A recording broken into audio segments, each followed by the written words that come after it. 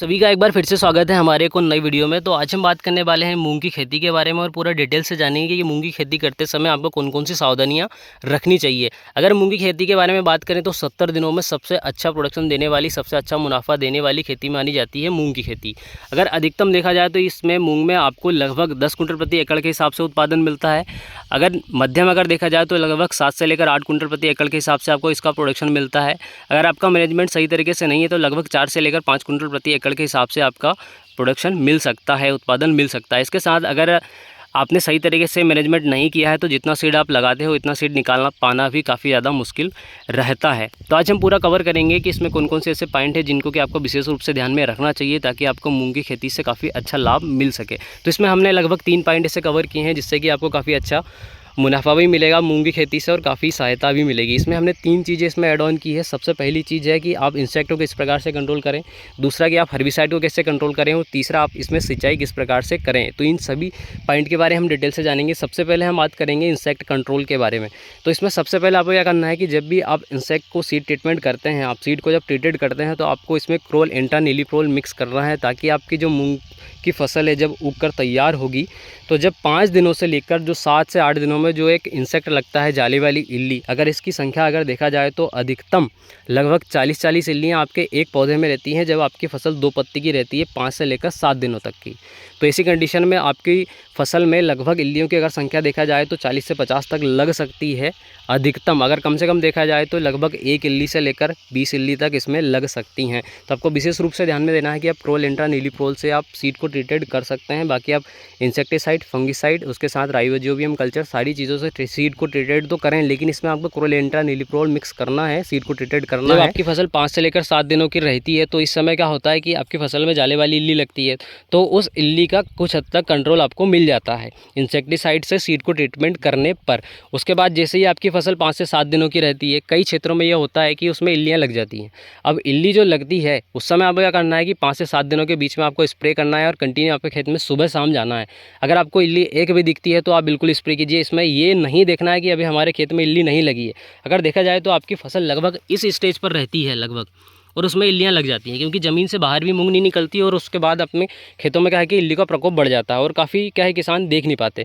और इसमें अक्सर क्या होता है कि आपके जो पत्ते हैं अगर आपने सीडेड टाइट रखा है तो जो पत्ते चिपके हुए रहते हैं इसके बीच में इल्ली जाला बनाती है और उसमें लगभग 40 से 50 इल्लियाँ उसमें बैठ जाती हैं। मतलब एक इतना सा पौधा छोटा सा और उसमें लगभग 40 50 इल्लियाँ लगती हैं तो उसकी कंडीशन क्या होगी।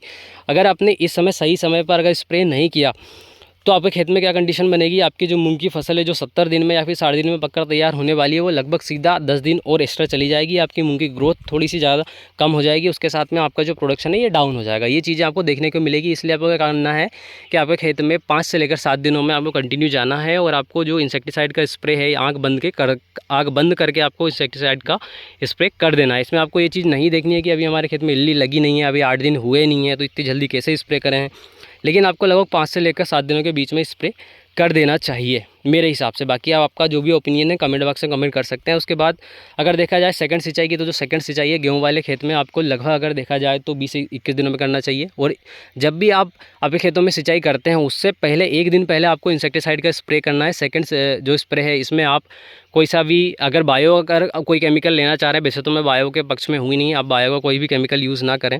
अगर आप केमिकल यूज़ करना चाहते हैं तो आप वायगो का स्प्रे कर सकते हैं। उसके साथ में आप फेम का स्प्रे कर सकते हैं, टाटा का टाकुमी स्प्रे कर सकते हैं। उसके साथ में अभी स्पाइनोटोरम आया है, स्पाइनोटोरम के साथ में एक और केमिकल आया है अपना कोर्टेवा इंसेक्टिसाइड का, जो कि मारुका इल्ली पे काफ़ी अच्छा कंट्रोल देता है। तो मारुका के लिए स्पेशल एक कोर्टेवा ने एक प्रोडक्ट निकाला, उसका मैं आपको साइड में मेंशन कर दूंगा, तो आप उसका स्प्रे कर सकते हैं। उसका थोड़ा सा जो नाम है मेरे माइंड से हट चुका है क्योंकि नया इंसेक्टिसाइड है तो मुझे थोड़ा सा याद है नहीं, तो मैं उसको साइड में आपको एड ऑन कर दूंगा ताकि आपको पता चल सके। तो इस इंसेक्टिसाइड का आप मारुका इल्ली के लिए कंट्रोल कर सकते हैं।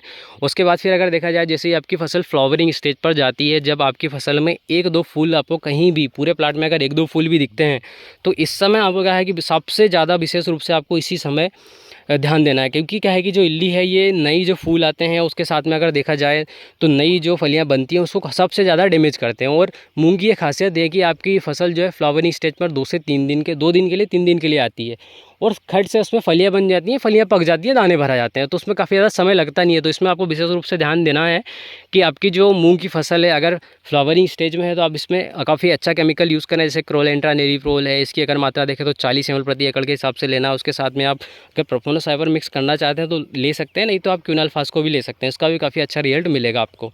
उसके साथ में एक कॉन्टैक्ट बेस इंसेक्टिसाइड लेना है और एक सिस्टोमिक तरीके से जो काम करे ऐसा इंसेक्टिसाइड लेना है आपको फ्लावरिंग स्टेज में। और उसमें साथ में आपको एक और स्प्रे लेना है एक फंगीसाइड का, माइक्रोबुटानिल का, जो कि आपकी फसल में भभूतिया रोग को कंट्रोल करेगा।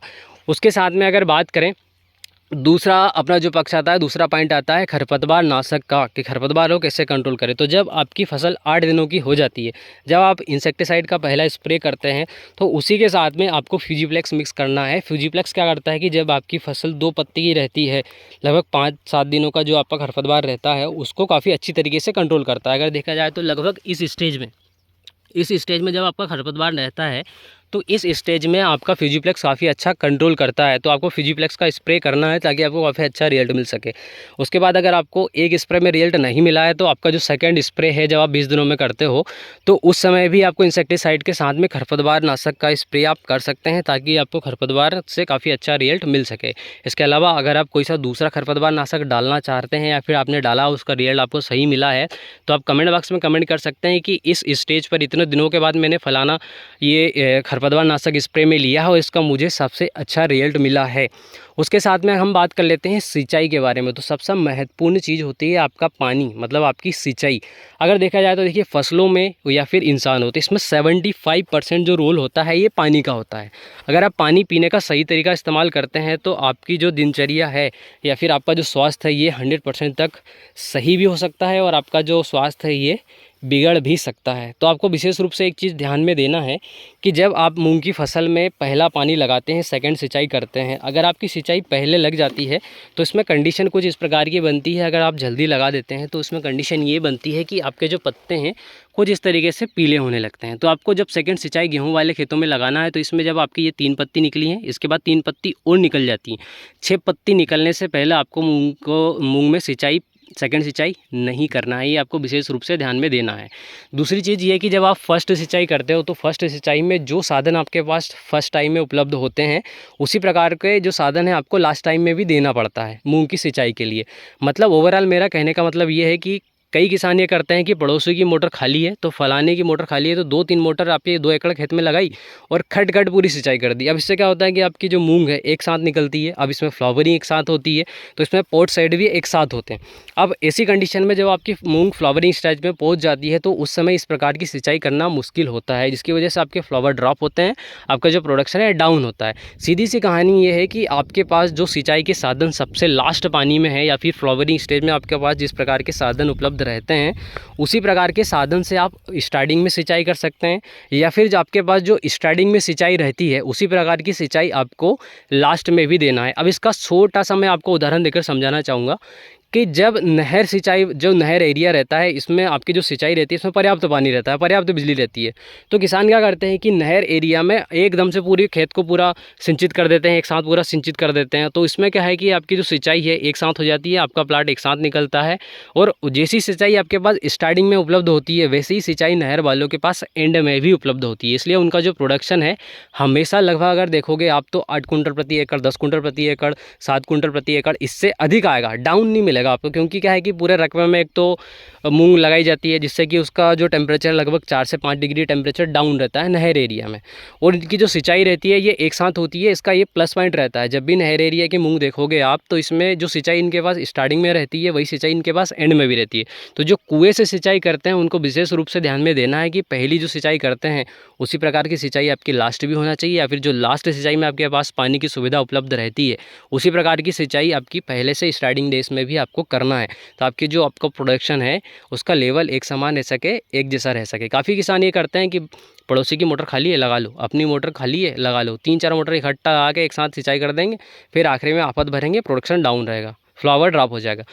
उसके साथ में पहली जो सिंचाई है आपको इस प्रकार से करनी है। जैसे ही आपकी सेकंड सिंचाई आती है इसमें आपको नोजल या फिर स्प्रिंकलर नहीं चलाना है। अगर आप गेहूं वाले खेत में 5-7 दिनों में, 8 दिनों में, 15 दिनों में अगर आप स्प्रिंकलर चलाते हैं तो आपकी जो मूंग की फसल है आपको खेत में मिलेगी नहीं, क्योंकि आपकी जो मूंग की फसल है वहाँ से गोल हो जाएगी, मतलब पूरा जो आपको मूंग का प्लाट है इसमें फिजेरियम बिल्ड आ जाएगा, या फिर मूंग की फसल पूरी सूख जाएगी। फिर बोलोगे कि हमारा जो खेत है ये काफ़ी ज़्यादा बिजाई खाता है, मूंग इसमें ख़त्म हो जाते हैं, गल जाते हैं, ये कंडीशन बनती है। अब इसमें क्या होता है कि जब आपकी सेकंड सिंचाई होती है, गेहूं के खेत में आपको 20-21 दिनों में लगाना है, चने के खेत में आप 18 दिन में लगा सकते हैं, आलू वाले खेत में आप 15 दिन में लगा सकते हैं। जैसा आपका खेत है उस प्रकार से आप सिंचाई को आगे पीछे कंट्रोल कर सकते हैं, क्योंकि मूंग में पानी काफ़ी ज़्यादा मात्रा में चाहिए, लेकिन फ्लावरिंग स्टेज के बाद में। इससे पहले अगर आप मूंग में सिंचाई करते हैं तो इसमें क्या है कि आपकी जो सिंचाई है इसमें आपको काफ़ी कम मात्रा में और काफ़ी गैप में करना है। मतलब जो 2 सिंचाइयाँ हैं उसमें अगर आप 20-21 दिन का गैप रखोगे तो आपके लिए काफ़ी बढ़िया रहेगा, ताकि आपकी जो मूंग की ग्रोथ है ज़्यादा हो सकेगी और आपके खेत में मॉइस्चर थोड़ा सा कम होगा। क्योंकि जैसे मॉइस्चर कम होगा उसके बाद जब फ्लावरिंग स्टेज आएगी उसमें आपका मॉइस्चर भी खेत में काफ़ी बढ़िया तरीके से बना रहेगा। उसके साथ एक चीज़ और आपको विशेष रूप से ध्यान में रखनी है, जब आपकी फसल लगभग 30 से 35 दिनों से कम अवस्था में रहेगी तो इसमें आपको जब भी फ्लावरिंग स्टेज से कम फ्लावरिंग जो स्टेज रहती है इससे अगर कम अवस्था में रहती है तो आपको विशेष रूप से ये चीज़ ध्यान में देना है कि आपको वहाँ बार बार पानी नहीं निकालना है। अगर आप बार बार पानी निकालते हैं तो उसकी कंडीशन ये बन जाती है, जैसे हमारा जो पानी है यहाँ पर बार बार निकलता है, अगर बार बार यहाँ पर निकल रहा है तो कुछ दिनों के बाद मैं आपको ये एक एरिया बताऊँगा जहाँ पर ये मूंग है आपको मिलेगी नहीं, पूरी गल जाएगी। क्योंकि मूंग को पानी स्टार्टिंग डेज में चाहिए ही नहीं। जैसे जो स्प्रिंकलर से सिंचाई करते हैं सेकंड सिंचाई, उनके लिए विशेष रूप से ध्यान में देना है कि आपको सेकंड सिंचाई स्प्रिंकलर से, नोजल से, फव्वारे से नहीं करना है, आपको फ्लड से ही सिंचाई करना है सेकंड सिंचाई। क्योंकि सेकंड सिंचाई ही आपका एक आधार या फिर बैलेंस वाली सिंचाई मान सकते हैं। क्योंकि सेकंड सिंचाई अगर आपने सही तरीके से करी है, फ्लड से करी है, तो आपका जो मूंग का प्लाट है इसमें एक जैसा आपका प्लाट दिखेगा। कई बार क्या होता है कि जब आप मूंग की सिंचाई करते हैं नोजल से, स्प्रिंकलर से, तो आपको ऐसा लगता है कि यार हमारी जो मूंग है इस एरिया में काफ़ी ज़्यादा बड़ी हो गई, अगर इधर देखोगे तो काफ़ी ज़्यादा छोटी हो गई, क्योंकि वहाँ पर सिंचाई सही तरीके से मिल नहीं पाती। और इसमें जो आप थर्ड सिंचाई करते हो, ये फ्लावरिंग जब आपके निकलना स्टार्ट हो जाते हैं हल्के फुल्के, तब आपको तीसरी सिंचाई करना है। उसके बाद फिर चौथी सिंचाई आपकी मूंग में जैसे ही फ्लावर निकल जाएंगे उसके बाद फिर अगर आप कंटिन्यू पानी चलाओगे, हर 2 दिन 3 दिन में भी पानी दोगे तो भी मूंग को कोई दिक्कत नहीं रहेगी। मतलब स्टार्टिंग में आपको पानी काफ़ी कम देना है, और जब आपकी फसल जो है फ्लावरिंग स्टेज पर आ जाएगी जब आपको पानी काफ़ी ज़्यादा मात्रा में देना रहेगा। ये चीज़ें हैं जो कि अगर आप आपके जो दिनचर्या या फिर आपकी जो मूंग की खेती इसमें अप्लाई करते हैं तो आपका जो प्रोडक्शन है 7 कुंटल से लेकर 10 कुंटल प्रति एकड़ के हिसाब से आपको मिल सकता है। इसके साथ में वैरायटी का जो सिलेक्शन है ये भी काफ़ी ज़्यादा मायने रखता है, तो इसी वैरायटी को सिलेक्शन करें जिसमें येलो मोजक ना आए। बाकी आज के वीडियो में इतना ही। अगर इसके अलावा आपका कोई ओपिनियन है तो आप कमेंट बॉक्स में कमेंट कर सकते हैं, जिससे कि बाकी किसानों को फ़ायदा मिले। और इसमें अगर आपको कुछ चीज़ें ऐसी लग रही हैं कि ये यूज़फुल हैं, अगर इसमें एक पॉइंट भी अगर आपको यूज़फुल लग रहा है तो आप अपने दोस्तों में या फिर किसानों में इस वीडियो को शेयर कर सकते हैं। आज की वीडियो में इतना ही। एंड तक वीडियो वॉच करने के लिए बहुत बहुत धन्यवाद।